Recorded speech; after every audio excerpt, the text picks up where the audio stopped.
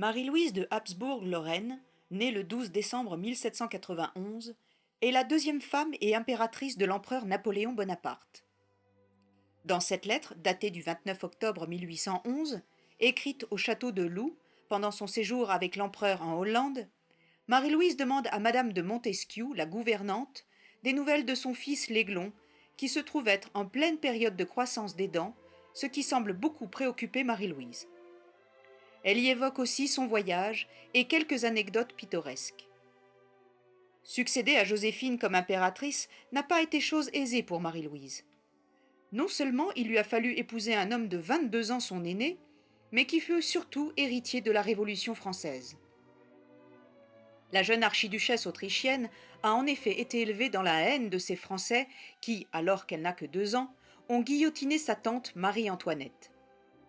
En 1810, quelques semaines après le divorce de Napoléon, elle est cependant choisie, contre toute attente, parmi 3 princesses européennes.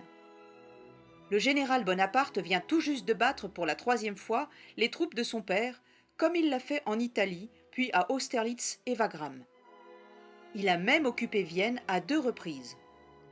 On lui impose donc d'épouser cet homme qu'elle déteste par procuration le 11 mars 1810, puis de le rejoindre en France. Peu de temps après, elle part en voyage de noces et laisse paraître des signes de complicité avec l'empereur. Elle tombe ensuite très vite enceinte, donnant naissance le 20 mars 1811 au roi de Rome, désigné comme le nouvel héritier du régime. Elle a cependant peu de temps pour apprécier la vie aux Tuileries. En 1813, Napoléon part combattre les coalisés et elle devient régente. Puis, il lui faut dire adieu à son mari en janvier 1814. À la chute de l'Empire, 4 mois plus tard, elle repart à Vienne. Après l'empereur, Marie-Louise se remariera 2 fois. En 1832, elle assistera à la mort de son fils Napoléon II, dit l'Aiglon, devenu duc de Reichstag.